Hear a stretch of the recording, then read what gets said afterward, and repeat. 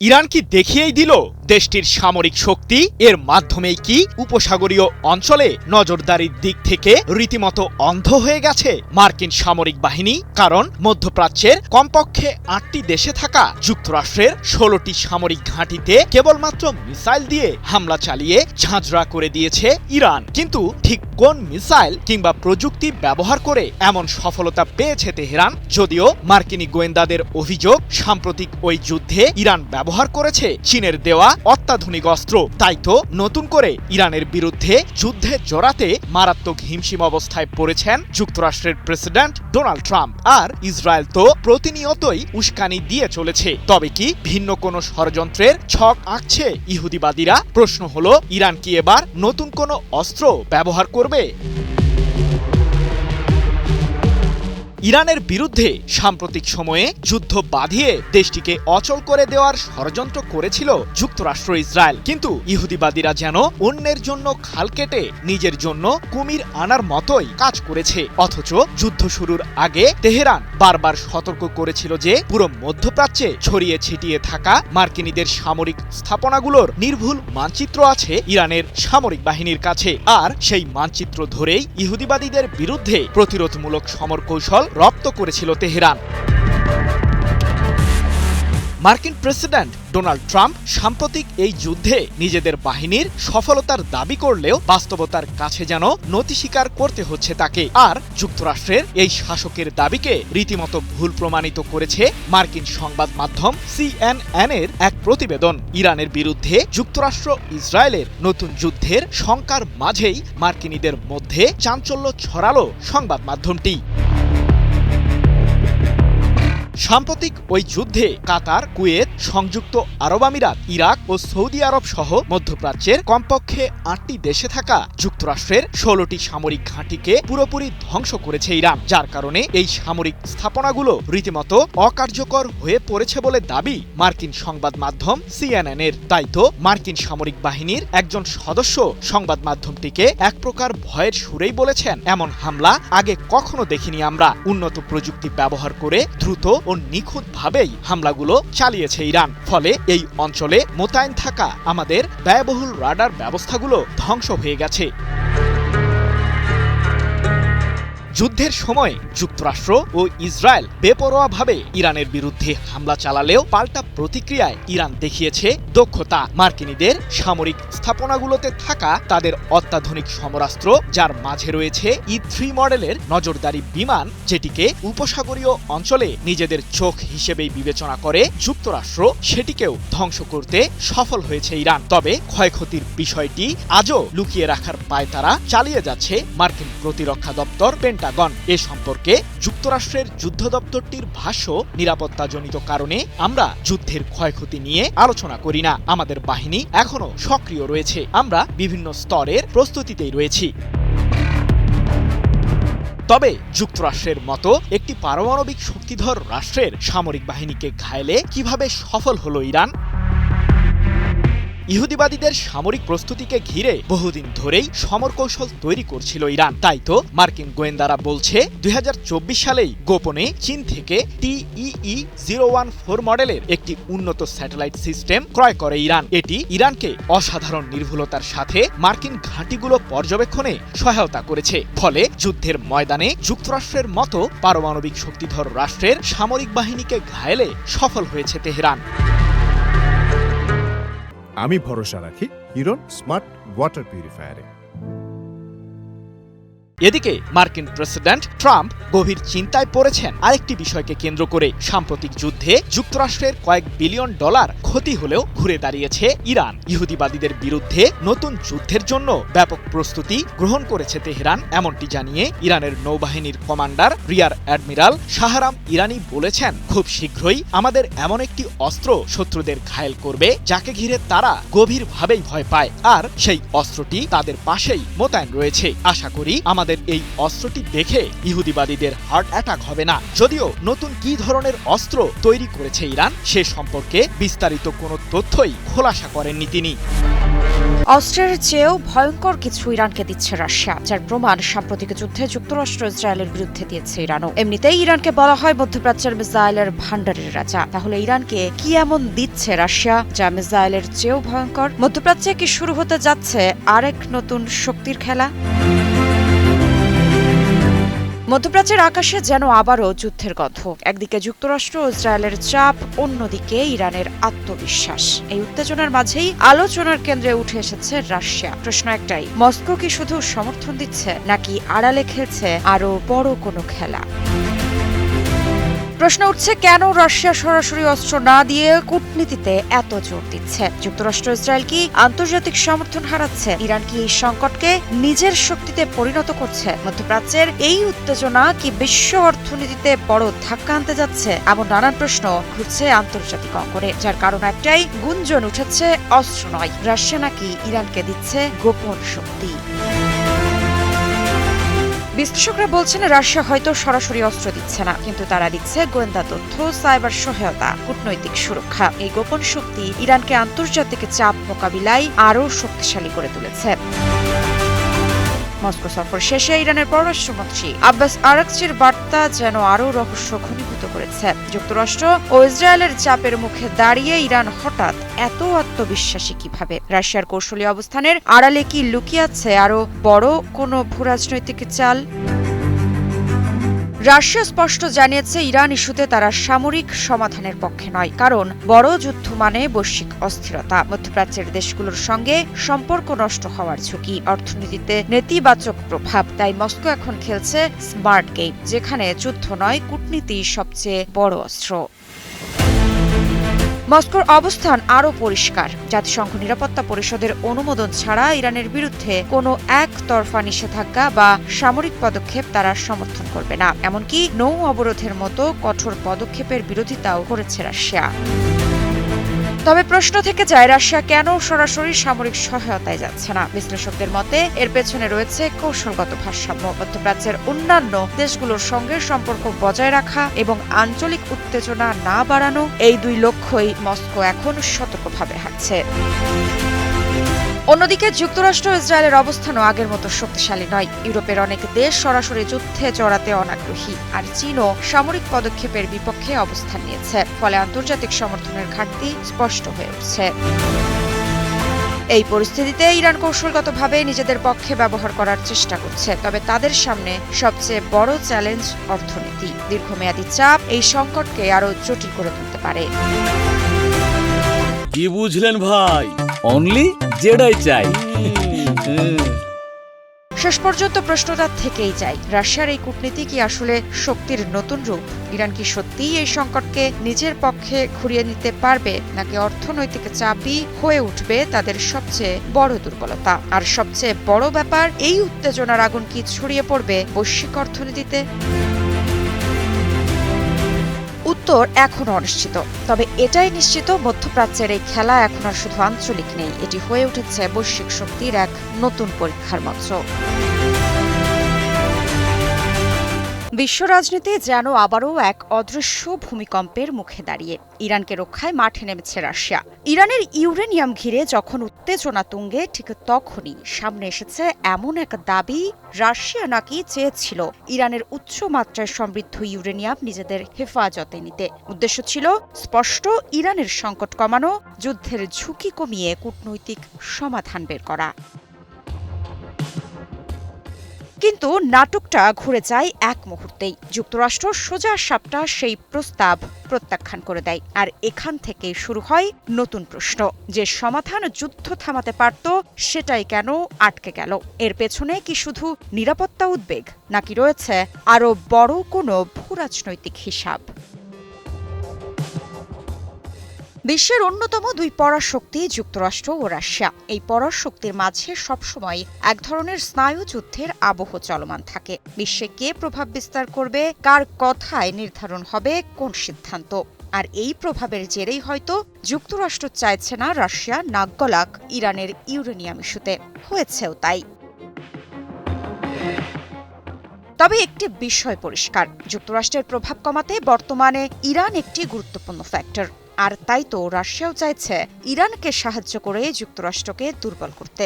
হচ্ছেও তাই। সাম্প্রতিক ইরান যুক্তরাষ্ট্র যুদ্ধ সে বিষয়ে যথেষ্ট পরিষ্কার ধারণাও দেয়। তবে এই কাজে রাশিয়া একা নয়, তার সাথে আছে চীনও, যদিও তা অন্য এক গল্প। এবার আবারও আসা যাক ইরানের ইউরেনিয়াম ইস্যুতে। আন্তর্জাতিক বিভিন্ন রিপোর্ট অনুযায়ী ইরানের কাছে বর্তমানে প্রায় 400 কেজি উচ্চমাত্রায় সমৃদ্ধ ইউরেনিয়াম রয়েছে। এই মাত্রা পারমাণবিক সক্ষমতার খুব কাছাকাছি বলে ধারণা করা হয়, আর সেই কারণেই বিষয়টি নিয়ে উদ্বেগ বাড়ছে পশ্চিমা বিশ্বে। তবে রাশিয়ার প্রস্তাব ছিল তুলনামূলকভাবে মধ্যপন্থী। ইরানের ইউরেনিয়াম সরাসরি নিজেদের নিয়ন্ত্রণে রেখে সংকট প্রশমনের চেষ্টা। কিন্তু যুক্তরাষ্ট্র মনে করে এভাবে দায়িত্ব রাশিয়ার হাতে তুলে দিলে পুরো নিরাপত্তা কাঠামোই প্রশ্নের মুখে পড়তে পারে। বিশ্লেষকদের মতে যদি এই পরিকল্পনা বাস্তবায়িত হতো তাহলে ইরানের ওপর সরাসরি চাপ কিছুটা কমে যেত, সামরিক উত্তেজনা দ্রুত কমানোর সুযোগ তৈরি হতো, আন্তর্জাতিক কূটনীতিতে একটি ডি-এসকেলেশন ব্রেকথ্রু আসতে পারত। কিন্তু একই সঙ্গে প্রশ্ন ছিল রাশিয়ার ওপর কতটা আস্থা রাখা যায়, বিশেষ করে বর্তমান বৈশ্বিক রাজনৈতিক টানাপোড়েনে। যুক্তরাষ্ট্রের অবস্থান বরাবরই স্পষ্ট, ইরানকে অবশ্যই ইউরেনিয়াম হস্তান্তর করতে হবে। বিষয়টি শুধু আলোচনার মধ্যে সীমাবদ্ধ রাখা যাবে না, নিরাপত্তা ঝুঁকি বিবেচনায় কঠোর পদক্ষেপও সম্ভব। এই অবস্থান থেকেই রাশিয়ার প্রস্তাব প্রত্যাখ্যান করা হয় বলে ধারণা বিশ্লেষকদের। তবে গত কয়েক সপ্তাহে আন্তর্জাতিক পর্যবেক্ষণে কিছু গুরুত্বপূর্ণ প্রবণতা সামনে এসেছে। রাশিয়া ও ইরানের মধ্যে প্রতিরক্ষা ও প্রযুক্তি সহযোগিতা আরও দৃশ্যমান হয়েছে বলে দাবি উঠছে। পশ্চিমা নিষেধাজ্ঞার মধ্যেও দুই দেশের বাণিজ্য ও জ্বালানি সহযোগিতা বাড়ার ইঙ্গিত পাওয়া যাচ্ছে। সিরিয়া ও আঞ্চলিক নিরাপত্তা ইস্যুতে দুই দেশের অবস্থান অনেক ক্ষেত্রেই কাছাকাছি এসেছে। আইএইএ পর্যবেক্ষণ ও পশ্চিমা উদ্বেগ সব মিলিয়ে পরিস্থিতি আরও জটিল হচ্ছে। এদিকে সম্প্রতি রাশিয়ার যুক্তরাষ্ট্রকে এক সুতোয় গেঁথে দিল এক চাঞ্চল্যকর ফোন আলাপ। মার্কিন প্রেসিডেন্ট ডোনাল্ড ট্রাম্পের দাবি, রাশিয়ার প্রেসিডেন্ট ভ্লাদিমির পুতিন নাকি ইরানের ইউরেনিয়াম ইস্যুতে এমন এক গোপন প্ল্যান নিয়ে এগোচ্ছেন যা বদলে দিতে পারে পুরো ভূরাজনীতির হিসাব নিকাশ। ট্রাম্পের মতে পুতিন ইরানের সমৃদ্ধ ইউরেনিয়াম নিজেদের নিয়ন্ত্রণে নেওয়ার মাধ্যমে পরিস্থিতি সামলাতে আগ্রহী, আর সেই সুযোগেই যুক্তরাষ্ট্রকে সহায়তা করার ইঙ্গিত দিয়েছেন। কিন্তু এখানেই থেমে নেই নাটক। ট্রাম্প স্পষ্ট জানিয়ে দিয়েছেন, আগে ইউক্রেন যুদ্ধ শেষ, তারপর অন্য আলোচনা। সব মিলিয়ে পরিস্থিতি এখন তিনটি বড় বাস্তবতাকে সামনে আনছে। প্রথমত, বড় শক্তিগুলোর মধ্যে আস্থার সংকট ক্রমেই বাড়ছে। দ্বিতীয়ত, কূটনৈতিক সমাধানের সুযোগ থাকলেও তা রাজনৈতিক কারণে আটকে যাচ্ছে। তৃতীয়ত, মধ্যপ্রাচ্যে নতুন করে উত্তেজনা বাড়ার আশঙ্কা থেকেই যাচ্ছে। কি বুঝলেন ভাই? অনলি যেটাই চাই। এ অবস্থায় প্রশ্ন উঠছে, রাশিয়ার প্রস্তাব কি সত্যিই একটি হারানো সুযোগ ছিল, নাকি এটি ছিল বৃহত্তর ভূরাজনৈতিক কৌশলের আরেকটি অধ্যায়? উত্তর এখনো স্পষ্ট নয়। তবে একটা বিষয় পরিষ্কার, ইরানকে ঘিরে বিশ্ব রাজনীতি এখন আর সাধারণ কূটনীতি নয়, বরং শক্তির ভারসাম্যের এক কঠিন পরীক্ষার নাম। আর সেই পরীক্ষার ফলাফল পুরো বিশ্বের ভবিষ্যৎ দিক নির্দেশনা ঠিক করে দিতে পারে। ইরানের পারমাণবিক কর্মসূচি নিয়ে সকল জল্পনা কল্পনার কি অবসান ঘটতে যাচ্ছে? ইরান কি তার পারমাণবিক কর্মসূচি নিয়ে এবার অনড় অবস্থানে পৌঁছে গেল? ইরান কি তার পারমাণবিক অস্ত্র তৈরির ইস্যুটি নিয়ে আর কারোর সাথেই কোনো আলোচনায় অংশ নেবে না? এবার কি তবে পারমাণবিক অস্ত্র বানিয়ে তবেই ক্ষান্ত হবে ইরান? ইরানের একজন ইমাম হোজ্জাতুলেস সালাম মোহাম্মদ জাভেদ হাজ আলী আকবরী জুমার নামাজের খুতবায় সাম্প্রতিক পরিস্থিতি নিয়ে এক তীক্ষ্ণ মন্তব্য করেছেন। ইরান এক ঐতিহাসিক সন্ধিক্ষণে দাঁড়িয়ে আছে, যা বিশ্বের নিপীড়িতদের ভাগ্য নির্ধারণ করবে। এ সময় নতুন সর্বোচ্চ নেতার বার্তা থেকে প্রাপ্ত প্রধান কৌশলগত অগ্রাধিকারগুলোর রূপরেখা তুলে ধরেন তিনি। হোজ্জাতুলেস সালাম মোহাম্মদ জাভেদ হাজ আলী আকবরী তার দেয়া ভাষণে মোস্তফা খামেনির প্রতি শ্রদ্ধা জ্ঞাপন করেন এবং যুদ্ধকালীন পরিবেশে তার নেতৃত্বের প্রশংসা করেন। তিনি বলেন, নতুন নেতার পাণ্ডিত্যপূর্ণ ও সাহসী দিক নির্দেশনা ইরানি জাতির জন্য নতুন দিগন্ত উন্মোচন করেছে। এ সময় তিনি তার বক্তব্যের একটি অংশে ইরানের পারমাণবিক কার্যক্রম নিয়েও আগুনঝরা মন্তব্য করেন। ধর্মীয় এই নেতা ইরানের পারমাণবিক কার্যক্রমের বিষয়টিকে একটি সমাপ্ত অধ্যায় হিসেবে ঘোষণা করেন। তার মতে ইরানের পারমাণবিক অস্ত্র তৈরির ইস্যু নিয়ে সকল ধরনের আলোচনা শেষ হয়ে গিয়েছে। ইরান তার পারমাণবিক কার্যক্রম নিয়ে আর কারো সাথে কোনো আলোচনায় অংশ নেবে না, এমনকি পারমাণবিক কার্যক্রমে কারো কোনো বিধিনিষেধও আর মানবে না। ইরানের পারমাণবিক কার্যক্রম নিয়ে শত্রুপক্ষের অতিরিক্ত দাবি প্রত্যাখ্যান করার জন্য দেশটির পার্লামেন্টের স্পিকার মোহাম্মদ বাঘের গালিবাফ ও পররাষ্ট্রমন্ত্রী আব্বাস আরাকচির নেতৃত্বাধীন আলোচনা দলকে ধন্যবাদ জানান হাজ আলী আকবরী। তিনি বলেন, প্রতিপক্ষ যদি ইরানের পারমাণবিক কার্যক্রম নিয়ে আবারও আলোচনায় আসতে চায় তবে সেটাও ইরান তার দৃঢ় অবস্থান থেকে করবে। এতেও যদি কাজ না হয় তবে আইআরজিসির অ্যারোস্পেস ফোর্সের কমান্ডার মেজর জেনারেল মাজিদ মুসাবি এর জবাব দেবেন বলে মন্তব্য করেন তিনি। হাজ আলী আকবরী যুক্তরাষ্ট্র ও ইসরায়েলের সঙ্গে সংঘাতে শহীদদের রক্তের প্রতিশোধ নেওয়ার জন্য ইরানের অঙ্গীকার পুনর্ব্যক্ত করেন। তিনি বলেন, জেনারেল কাসেম সুলাইমানের হত্যার প্রতিশোধ নেওয়া এখনও বাকি রয়েছে। ইরানের সশস্ত্র বাহিনী দিন দিন আরও শক্তিশালী হচ্ছে এবং যে কোনো আক্রমণের বিরুদ্ধে পাল্টা জবাব দিতে প্রস্তুত রয়েছে। এর আগে ইরানের পারমাণবিক ইস্যুতে নতুন ঘোষণা দেন ইরানের সর্বোচ্চ নেতা মোজতবা খামেনি। তিনি স্পষ্ট জানিয়ে দেন, ইরান তার পারমাণবিক ও ক্ষেপণাস্ত্র সক্ষমতাকে জাতীয় সম্পদ হিসেবে রক্ষা করবে। কোনো চাপ, কোনো আলোচনা কিছুই এই অবস্থান থেকে তেহরানকে সরাতে পারবে না। তবে কি ইরানের পারমাণবিক সক্ষমতা এখন কেবলই সময়ের ব্যাপার? মধ্যপ্রাচ্যে কি আবারও বড় যুদ্ধের ইঙ্গিত? যুক্তরাষ্ট্রের কথিত ডার্ক ইগল হাইপারসনিক মিসাইল নিয়ে শুরু হয়েছে তীব্র গুঞ্জন, আর এর মাঝেই আলোচনার কেন্দ্রবিন্দুতে ইরানের নাম। গুঞ্জন উঠেছে ইরানের দিকে ছুটবে যুক্তরাষ্ট্রের গোপন সুপার মিসাইল। তবে এর ঠিক কয়েকদিন আগেই ইরান থেকে ঘোষণা এসেছিল নতুন অস্ত্রের। তবে কি ইরানের ভয়েই এবার নিজেদের মহা অস্ত্র সামনে আনছেন মার্কিন প্রেসিডেন্ট ডোনাল্ড ট্রাম্প? বিভিন্ন সংবাদ মাধ্যমের বরাতে খবর আসছে, প্রথমবারের মতো মাঠে নামছে যুক্তরাষ্ট্রের হাইপারসনিক মিসাইল ডার্ক ইগল। তবে এই মুহূর্তে প্রশ্ন উঠছে, ইরানের নতুন অস্ত্রের ভয়েই কি তবে এই ভয়ঙ্কর অস্ত্র নামাচ্ছে দেশটি? কারণ সম্প্রতি ইরানের নৌবাহিনীর শীর্ষ কমান্ডার রিয়ার অ্যাডমিরাল শাহরাম ইরানি মন্তব্য করেছিলেন, দেখলেই শত্রুর হার্ট অ্যাটাক, এমন এক রহস্যময় অস্ত্র নিয়ে সামনে আসছে ইরান। আর ঠিক এই সময়ই আলোচনায় যুক্তরাষ্ট্রের কথিত ডার্ক ইগল। এদিকে সংবাদ মাধ্যম দ্য মিডল ইস্ট আইয়ের প্রতিবেদনের মাধ্যমে জানা যায়, যুক্তরাষ্ট্রের এই ডার্ক ইগল ব্যবহার হলে নাকি পুরো যুদ্ধের সমীকরণই বদলে যেতে পারে।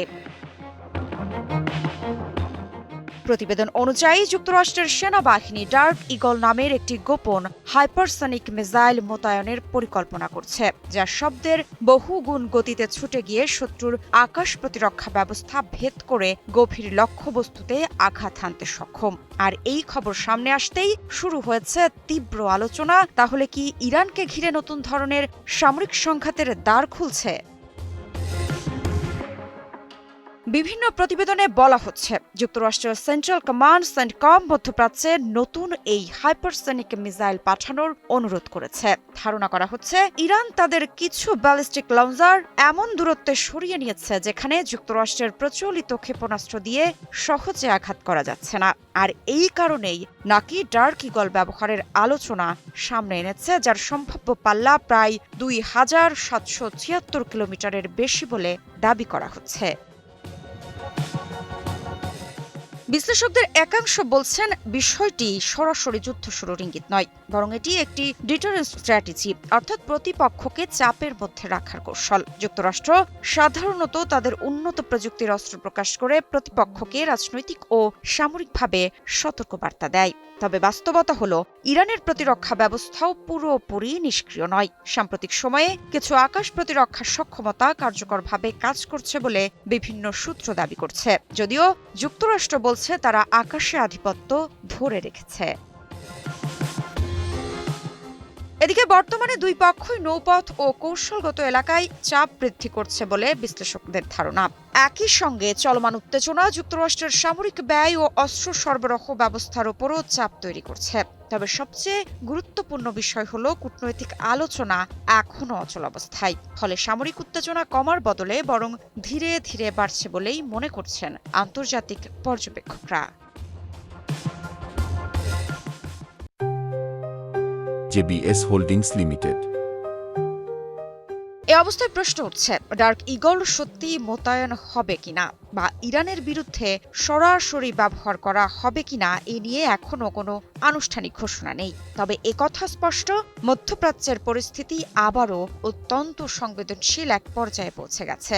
আর এই উত্তেজনার মধ্যেই বিশ্ব এখন তাকিয়ে আছে একটা প্রশ্নের দিকে, ইরানের নতুন অস্ত্রের ভয়েই কি যুক্তরাষ্ট্র সামনে আনছে ডার্ক ঈগল হাইপারসনিক মিসাইল? যুক্তরাষ্ট্র কি ইরানের কাছে সত্যিই তার শক্তি হারাচ্ছে? 40 দিনে 16টি মার্কিন সামরিক স্থাপনা কি সত্যিই ধ্বংস হয়ে গেছে? ইরান কি এতটাই শক্তিশালী হয়ে উঠেছে, নাকি এখানে অন্য কোনো হিসাব লুকানো আছে? কেন মার্কিন রাডার সিস্টেমই ইরানের প্রধান টার্গেট ছিল? আর মধ্যপ্রাচ্যের 8টি দেশে একসঙ্গে এত বড় ক্ষয়ক্ষতি, এটা কি কাকতালীয়, নাকি নতুন যুদ্ধের নতুন কৌশলের ইঙ্গিত? আর সবচেয়ে বড় প্রশ্ন, এই ঘটনার প্রভাব কতদূর যাবে? হ্যাঁ, এরকম নানান প্রশ্ন এখন ঘুরছে আন্তর্জাতিক অঙ্গনে, যদিও এর উত্তর নিয়ে তৈরি হয়েছে নানান ধোঁয়াশা। মাত্র 40 দিন, আর এই স্বল্প সময়েই মধ্যপ্রাচ্যের আকাশে যেন নেমে এসেছিল এক অদৃশ্য ঝড়। বিভিন্ন সংবাদ মাধ্যমের বরাতে খবর আসছে, ইরানের ড্রোন আর ক্ষেপণাস্ত্র হামলায় নাকি মধ্যপ্রাচ্যে যুক্তরাষ্ট্রের 16টি গুরুত্বপূর্ণ সামরিক স্থাপনা ধ্বংস বা গুরুতর ক্ষতিগ্রস্ত হয়েছে। রাডার কমিউনিকেশন সিস্টেম, এমনকি যুদ্ধ বিমান কিছুই নাকি রক্ষা পায়নি। তবে এ থেকে বোঝা যাচ্ছে এটা শুধু হামলা নয়, এটা যেন ছিল নিখুঁতভাবে পরিকল্পিত এক সিস্টেম শাটডাউন। এমন টার্গেট বেছে নেওয়া হয়েছে যেগুলো শুধু দাবি নয়, বরং প্রতিস্থাপন করাও কঠিন। ফলে প্রশ্ন উঠছে, এটা কি শুধু সামরিক আঘাত, নাকি যুক্তরাষ্ট্রকে ইরানের কৌশলগত বার্তা? সংবাদ মাধ্যম CNN এর প্রতিবেদন অনুযায়ী হামলাগুলোর মূল লক্ষ্য ছিল উন্নত রাডার সিস্টেম। সামরিক বিশ্লেষকদের মতে, রাডারই কোনো অঞ্চলের প্রতিরক্ষা ব্যবস্থার চোখ ও কান। এগুলো অকেজো করে দিলে পুরো প্রতিরক্ষা কাঠামোই দুর্বল হয়ে পড়ে। তাই এই টার্গেট নির্বাচনকে অনেকেই অত্যন্ত হিসেবেই পদক্ষেপ হিসেবে দেখছেন। আরও গুরুত্বপূর্ণ বিষয় হলো, এই ক্ষতিগ্রস্ত স্থাপনাগুলোর বেশিরভাগই মধ্যপ্রাচ্যের বিভিন্ন দেশে অবস্থিত মার্কিন ঘাঁটিতে ছিল। অর্থাৎ এই হামলা শুধু একটি দেশের বিরুদ্ধে নয়, বরং একটি বৃহত্তর আঞ্চলিক উপস্থিতিকে চ্যালেঞ্জ করেছে। অর্থনৈতিক দিক থেকেও এর প্রভাব বিশাল। উদাহরণ হিসেবে বলা হয়েছে, শুধু বাহরাইনের একটি নৌঘাটির ক্ষয়ক্ষতির মেরামতে প্রায় $20 কোটি লাগতে পারে। আর যখন বলা হচ্ছে এটা কেবল একটি ঘাটির হিসেব, তখন মোট ব্যয়ের পরিমাণ কত হতে পারে তা সহজেই অনুমান করা যায়। এ ধরনের হামলা আধুনিক যুদ্ধের নতুন ট্রেন্ডকে সামনে আনে, যেখানে সরাসরি যুদ্ধের চেয়েও প্রযুক্তি নির্ভর লক্ষ্যবস্তু ধ্বংস করা বেশি কার্যকর। ড্রোন ও ক্ষেপণাস্ত্রের মাধ্যমে নির্দিষ্ট গুরুত্বপূর্ণ অবকাঠামোতে আঘাত করে প্রতিপক্ষকে দীর্ঘমেয়াদে দুর্বল করে দেওয়াই এটাই এখন নতুন বাস্তবতা। সব মিলিয়ে ঘটনাটা শুধু একটি সামরিক সংঘর্ষের গল্প নয়, এটা শক্তির ভারসাম্য, প্রযুক্তির আধিপত্য এবং ভবিষ্যৎ যুদ্ধের রূপ নিয়ে বড় এক ইঙ্গিত। এখন দেখার বিষয়, এটা কি কেবল শুরু নাকি বড় কিছুর পূর্বাভাস?